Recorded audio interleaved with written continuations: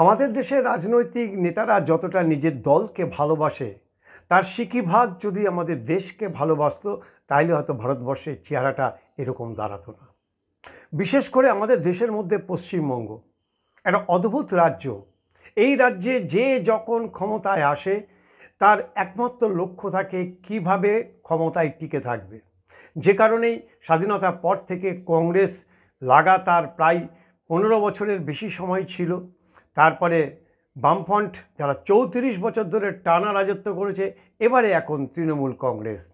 আমরা যদি প্রত্যেকটি রাজনৈতিক দলের যে শাসনকাল সেই শাসনকালের দিকে যদি তাকাই তাহলে দেখব যে ভোট বৈতরণী পার হওয়ার জন্য এই রাজনৈতিক দলগুলো এবং তাদের নেতা নেত্রীরা শুধুমাত্র ক্ষমতায় টিকে থাকা এবং এই ভোট বৈতরণী পার হওয়ার জন্য যেটা করার দরকার তারা করেছে। কেউই রাজ্যের দিকে তাকায়নি।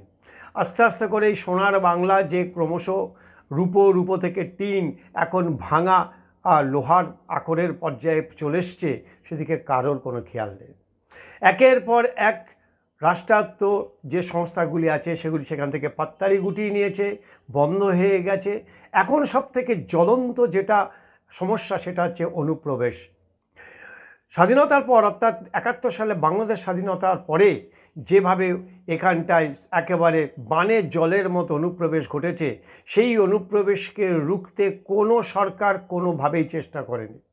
বাম আমলের যে সরকার ছিল তারা ফায়দা তুলেছিল যে তাদের এখানটায় ভোটার তালিকায় নাম তুলে দিয়ে তাদের ভোটে তাদেরকে জয়লাভ করা, এবং এই করে তারা 34 বছর ছিল। পরবর্তীকালে তৃণমূল কংগ্রেস যখন ক্ষমতায় আসলো সেই ধারা এখন অব্যাহত রয়েছে। কিন্তু সবথেকে বড় যেটা পরিবর্তন সেটা হচ্ছে তৃণমূল আমলে বাংলাদেশে যে অনুপ্রবেশকারী হয়েছে তার 90% মুসলিম সম্প্রদায়ের এবং রোহিঙ্গা সম্প্রদায়ের। এবং এখানেই সবথেকে বড় বিপদ দেখছে কেন্দ্রীয় স্বরাষ্ট্র মন্ত্রক। ইতিমধ্যেই কেন্দ্রীয় স্বরাষ্ট্রমন্ত্রী স্বরাষ্ট্র সচিবকে নির্দেশ দিয়েছে যে পশ্চিমবঙ্গ সরকারের সঙ্গে কথা বলে কাঁটা তারের বেড়া দেওয়ার জন্য। ভারতের টোটাল যে পশ্চিমবঙ্গের এবং বাংলাদেশের মধ্যে যে সীমারেখা, আমাদের স্বরাষ্ট্রমন্ত্রকের যে তথ্য সে তথ্য অনুযায়ী 2216 কিলোমিটার, তার মধ্যে 1650 কিলোমিটার ইতিমধ্যে কাঁটাতার দেওয়া হয়ে গেছে। বাকি 500-র বেশি কাঁটাতার এখনও পর্যন্ত দেওয়া যায়নি। তার মধ্যে স্বরাষ্ট্রমন্ত্রকের যেটা দাবি প্রায় 150 কিলোমিটার নদী বা বিভিন্ন খাল বিল পাহাড় থাকার কারণে এই জায়গাগুলিতে প্রায় অসম্ভব কাঁটাতার দেওয়া। কিন্তু যে জায়গাগুলি অর্থাৎ যে প্লেন ল্যান্ড, সেই ল্যান্ডে প্রায় 450 কিলোমিটার কাঁটাতার দেওয়া যায়নি স্রেফ রাজ্য সরকারের অসহযোগিতার জন্য। এটা বাম আমল থেকে চলে আসছে। আর কেন্দ্রীয় স্বরাষ্ট্রমন্ত্রীকে যা দাবি যে তৃণমূল কংগ্রেস ক্ষমতায় আসার পরেও এ ব্যাপারে তারা এখনও কোনো সহযোগিতা করেনি। অথচ কেন্দ্রীয় স্বরাষ্ট্রমন্ত্রকের দাবি যে 680 একর জমির দাম তারা রাজ্য সরকারকে দিয়ে দিয়েছে, এখনও পর্যন্ত তারা জমি অধিগ্রহণ করতে পারেনি। নানা ছল ছুতো বাহানা দেখিয়ে তারা সেই জমি অধিগ্রহণের কাজটা শুরু করতে পারেনি। তবে আশার বাণী সর্বশেষ যে খবর, তাতে 356 একর জমি এই মুহূর্তে কেন্দ্রীয় স্বরাষ্ট্র মন্ত্রক অর্থাৎ বিএসএফের হাতে তুলে দেওয়ার জন্য রাজি হয়েছে রাজ্য সরকার। সংশ্লিষ্ট সীমান্তবর্তী যে জেলাগুলি আছে সেই জেলাগুলির জেলা শাসককে নির্দেশ দেওয়া হয়েছে অবিলম্বে জমি অধিগ্রহণ করে বিএসএফের হাতে তুলে দেওয়ার জন্য। এই অনুপ্রবেশ নিয়ে কিন্তু বেশ গল্প রয়েছে। 2005 সাল, সেই সময় এনডিএ শরিক মমতা বন্দ্যোপাধ্যায় তিনি সংসদে দাঁড়িয়ে এই অনুপ্রবেশ নিয়ে বলতে চেয়েছিলেন, তাকে বলতে দেওয়া হয়নি বলে তিনি সমস্ত তথ্য তিনি স্পিকারের দিকে ছুঁড়ে মারেন এবং তারপরে সংসদে বসে ভেউ ভেউ করে তিনি কাঁদতে থাকেন যে অনুপ্রবেশকারী দিয়েই বা পশ্চিমবঙ্গ সরকার অর্থাৎ বামফ্রন্ট তারা বারবার করে ক্ষমতায় আসছে। বাংলাদেশ অনুপ্রবেশকারীরা আমাদের রাজ্য দখল করে নিচ্ছে, আমাদের রাজ্যের যে রিসোর্স, আমাদের যে খাদ্য সম্ভার, যে খাদ্য রসদ সবটাই তারা দখল করে নিচ্ছে, জমি দখল করে নিচ্ছে। তিনি 2005 সালে ভেউ ভেউ করে কেঁদে সংসদে কথাগুলি বলেছিলেন। আর সেই মমতা বন্দ্যোপাধ্যায় আজকে ক্ষমতায় বসে তিনি বলছেন যে বাংলাদেশ থেকে যারা আসবে তাদেরকে পশ্চিমবঙ্গ সরকার সাদরে গ্রহণ করে নেবে, আমার দরজা সকলের জন্য খোলা। অর্থাৎ যখন বিরোধী ছিলেন তখন এই অনুপ্রবেশ তার কাছে একটা বড় মাথা ব্যথা ছিল, বাধা হয়েছিল, কারণ তিনি তখন ক্ষমতায় আসতে পারেননি। আর যখন ক্ষমতায় এসে বসলেন তখন সেই বাংলাদেশ অনুপ্রবেশকারীদের সাহায্যে বা তাদের দয়াতে তিনি যে ক্ষমতায় টিকে আছেন তাকে একদম শিওর করার জন্য এই অনুপ্রবেশের পক্ষে তিনি কথা বলতে শুরু করলেন। অথচ তিনি ভাবলেন না যে পশ্চিমবঙ্গের যে ডেমোগ্রাফিক একটা ভৌগোলিক অবস্থান, জনসংখ্যার ভিত্তিতে বিভিন্নভাবে তারা একেবারে বিরাট পরিবর্তন হয়ে যাচ্ছে। স্বরাষ্ট্র মন্ত্রকের গোয়েন্দা দপ্তরের খবর, পশ্চিমবঙ্গের 9টি জেলাতে মুসলিম সম্প্রদায়ের মানুষের সংখ্যা 50% বেশি ছাড়িয়ে গেছে। তার মধ্যে মালদা, মুর্শিদাবাদের সর্বাধিক, প্রায় 65 থেকে 70% মুসলিম সম্প্রদায়ের মানুষ তারা সেখানটায় বসেছেন, যেখানতে হিন্দুদের থাকাটা কার্যত একটা অসম্ভব হয়ে দাঁড়িয়েছে। বাংলাদেশ, গ্রেটার বাংলাদেশ যদি কখনো দাবি করে বা এই দুটো জেলা যদি তারা মনে করে যে আমরা বাংলাদেশের সঙ্গে চলে যাব, সেক্ষেত্রে পশ্চিমবঙ্গকে আরেকবার হয়তো এই বিভাজনের মুখে পড়তে হতে পারে। এরকম একটা ভয়ঙ্কর বিপজ্জনক পরিস্থিতির মধ্যে দাঁড়িয়েও কোনো রাজনৈতিক দল এই অনুপ্রবেশ নিয়ে এখনো পর্যন্ত কোনো টু শব্দ করেনি। কিভাবে এখানটায় মুসলিম সম্প্রদায় বাংলাদেশ অনুপ্রবেশকারী দখল করছে তার বেশ কয়েকটি টুকরো টুকরো চিত্র যদি আমরা তুলে ধরি তাহলে পুরো বিষয়টি একেবারে পরিষ্কার হয়ে যাবে।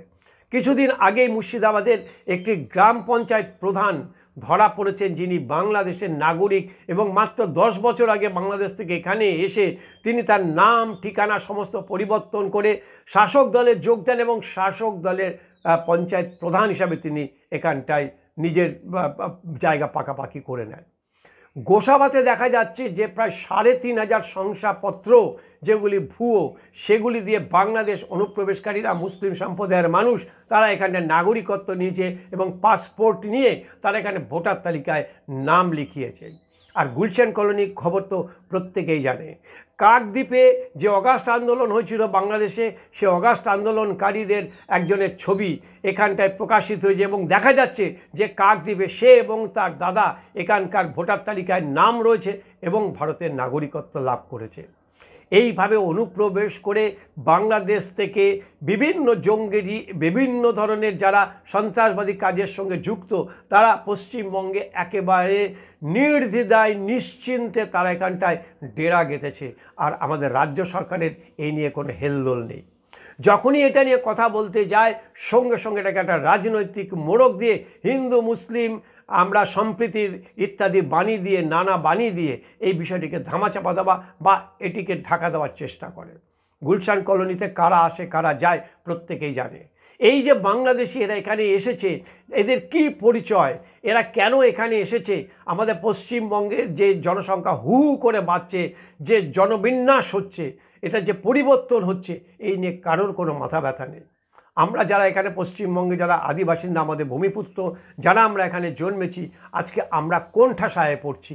বিভিন্ন জেলায় জেলায় বিশেষ করে যে সমস্ত সীমান্তবর্তী অঞ্চলগুলি আছে সেইখানটায় কার্যত ভারতের যারা আদিবাসিন্দা তারা কার্যত এখন কোন ঠাসা। রাজ্য সরকার পুরোটাই একেবারে অনুপ্রবেশকারীদের পক্ষে এবং তাদের হয়ে রাজ্য সরকারের শাসক দলের যে ভূমিকা, সেটা সমালোচনা শুধু নয়, এটাকে ধিক্কার জানানো উচিত। কিভাবে এই অনুপ্রবেশকারীরা পশ্চিমবঙ্গকে দখল করে নিচ্ছে তার একটা চিত্র পরিষ্কার হয়ে যাবে যদি স্বরাষ্ট্র মন্ত্রক থেকে যে একটা চিত্র তুলে দেওয়া হয়েছে বা যে তথ্য দেওয়া হয়েছে সেটা দেখলেই বোঝা যাবে। শেষ 5 বছর বাংলাদেশ থেকে প্রায় 10 লক্ষ রোহিঙ্গা এবং মুসলিম সম্প্রদায়ের মানুষ তারা পশ্চিমবঙ্গে অবস্থান নিচ্ছে। এরা ভোটার তালিকায় ইতিমধ্যে নাম তুলে নিয়েছে।